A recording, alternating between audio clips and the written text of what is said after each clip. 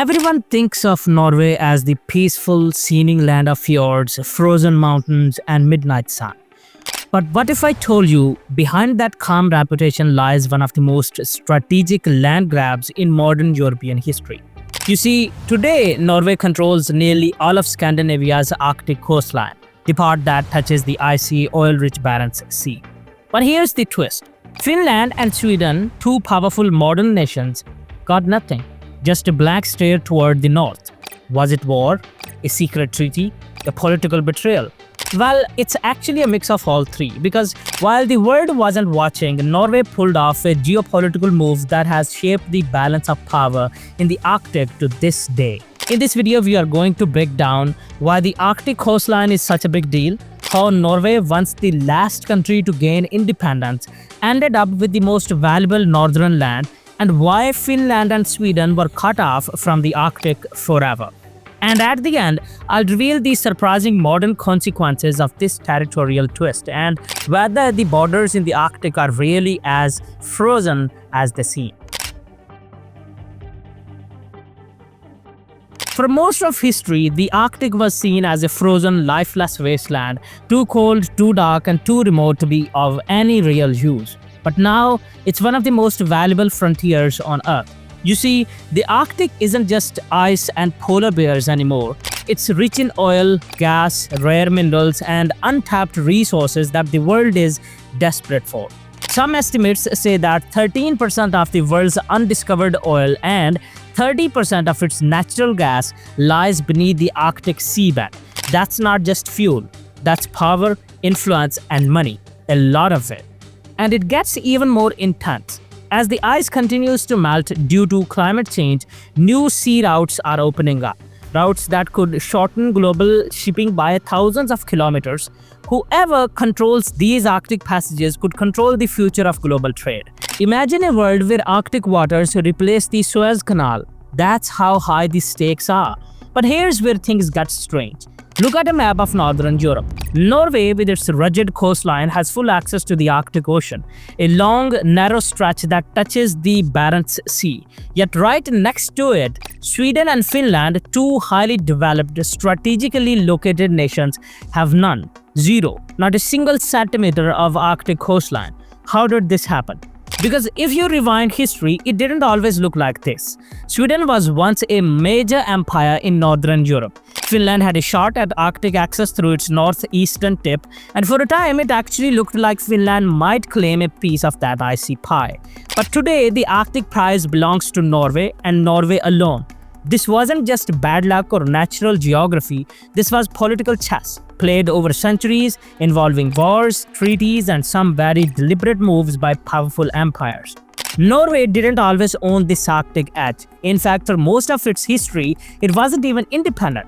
So the real question becomes, how did the underdog, a country that was ruled by others for centuries, end up with the Arctic jackpot? While Sweden and Finland, both powerful in their own right, were left with nothing. It's not just about history. It's about who outmaneuvered whom when the North still looked worthless, and how that old decision is paying off big today. Because in the game of borders, timing is everything, and when the Arctic became valuable, Norway had already claimed the throne. And now, with Russia breathing down Europe's neck, Arctic oil fields being contested, and new shipping lanes rewriting trade routes, that sliver of northern coastline is no longer just a strip of ice, it's one of the most important geopolitical zones in the world. But to understand how Norway pulled this off, we have to go back, way back, to a time when the map of Scandinavia looked very, very different. But before we go any further, please subscribe to the channel. Your support makes a real difference, because with every subscription, we get motivated to make better content for people like you. To understand how Norway ended up with the Arctic prize, we need to take a step back and look at the Scandinavian map before the power plays began. Because in the 1700s and 1800s, the borders of northern Europe didn't look anything like they do today. Back then, Sweden was the regional giant. It wasn't just the land we know today. Sweden also controlled Finland, which stretched much farther northeast. At that time, Finland's eastern tip reached dangerously close to the Arctic Ocean. In fact, if things had gone a little differently, Finland might have had its own Arctic coastline today. Meanwhile, Norway wasn't independent at all. For centuries, it was ruled by Denmark, forming the so-called Dano-Norwegian Union. Under Danish rule, Norway didn't have much of a say in anything. It was mostly treated like the rural cousin of the Danish kingdom, valuable for its resources but politically sidelined. But things were about to change dramatically. In the early 1800s, Napoleon's wars reshaped Europe and Scandinavia wasn't spared.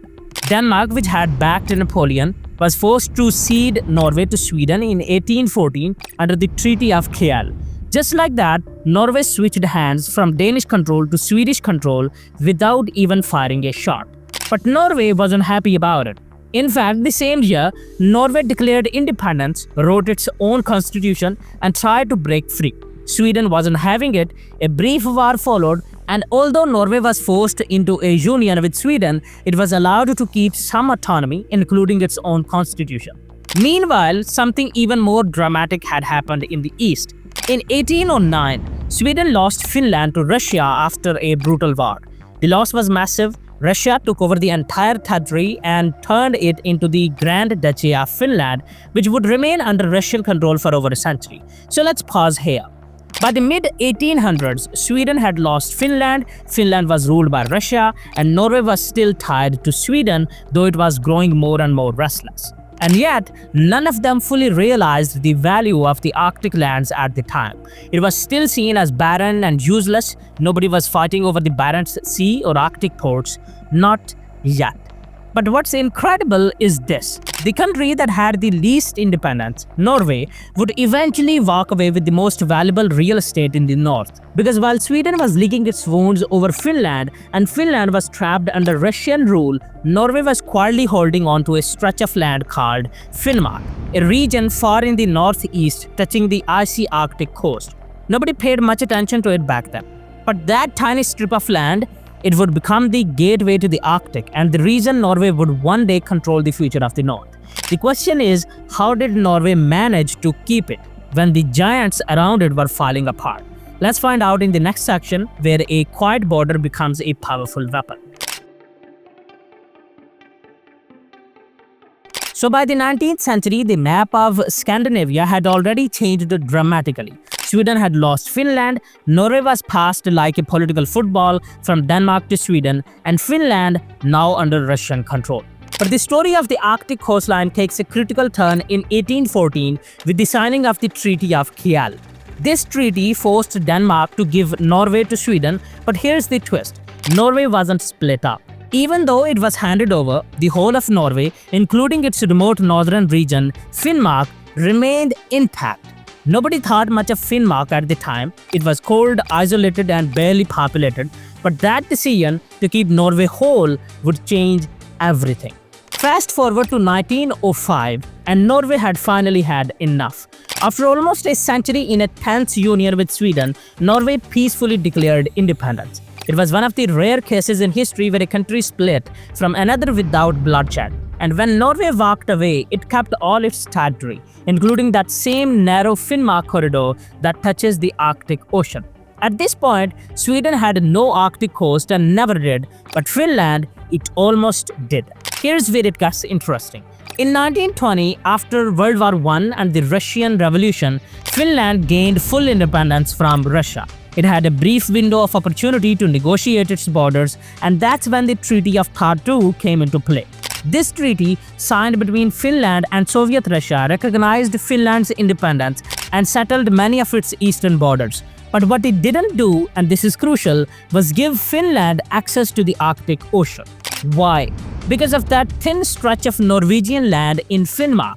If you look at a map, you'll see it. Finland comes painfully close to the Arctic, just a few kilometers away, but it's blocked by a narrow wedge of Norway's territory, a strip so small it seems almost accidental, but it's everything. Kirkenes, a tiny Norwegian town at the top right corner of the map, sits right on the Barents Sea, and it's what gives Norway direct access to the Arctic.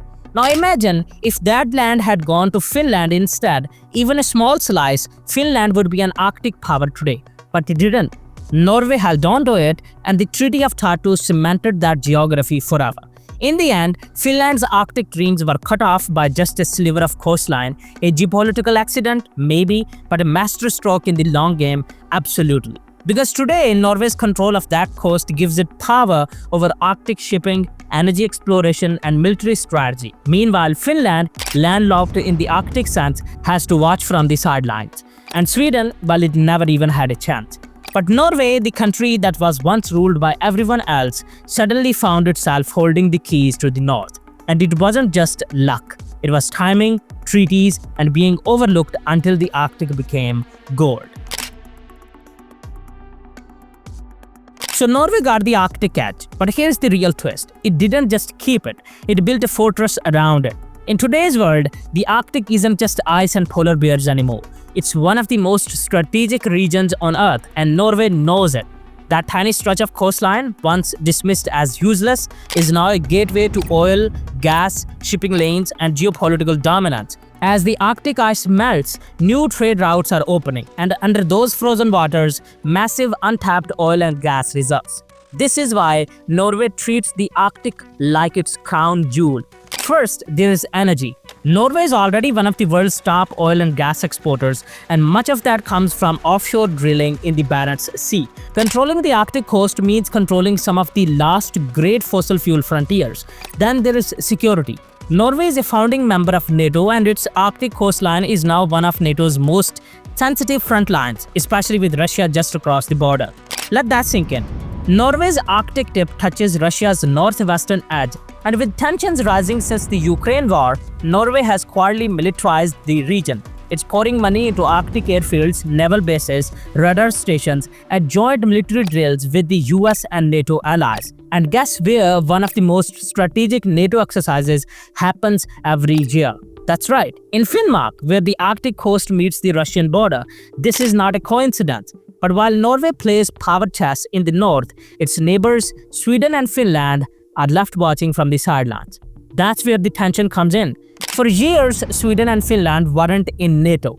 They stayed neutral, but after Russia's invasion of Ukraine in 2022, both countries joined NATO, a historic move.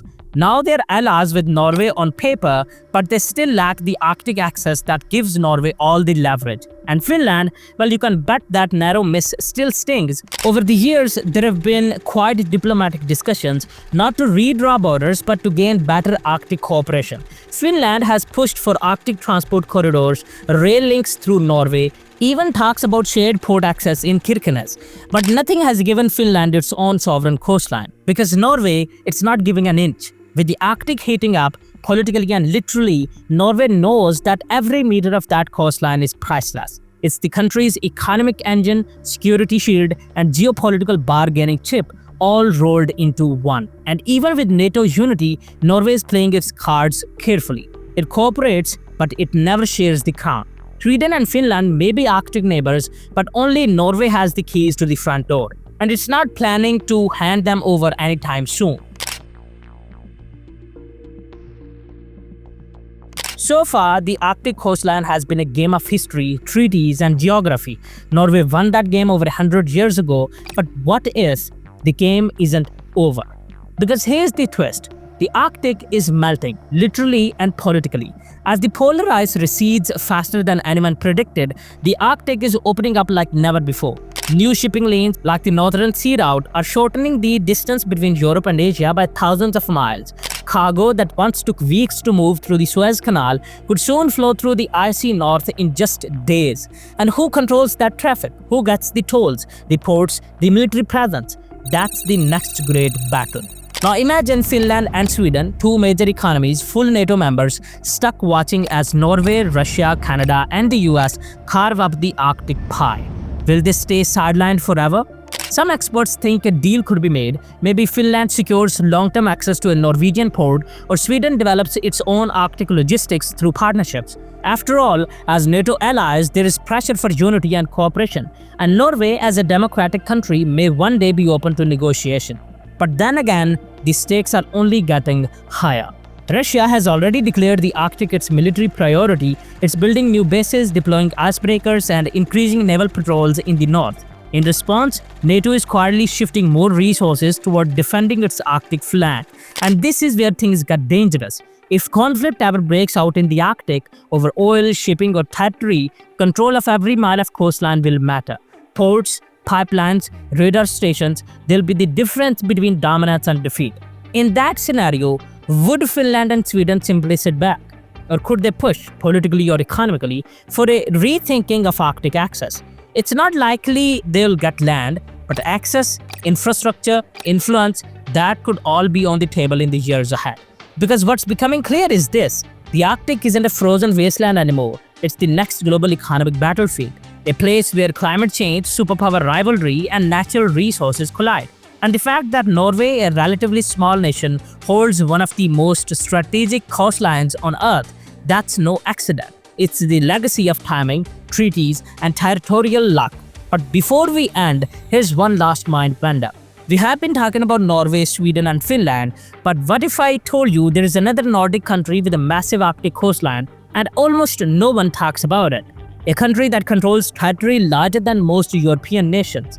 That country is Denmark, and its secret Arctic empire, it's called Greenland. And this next video showing up on your screen is the story of Greenland. Click and watch, and thanks for watching, mate. Bye.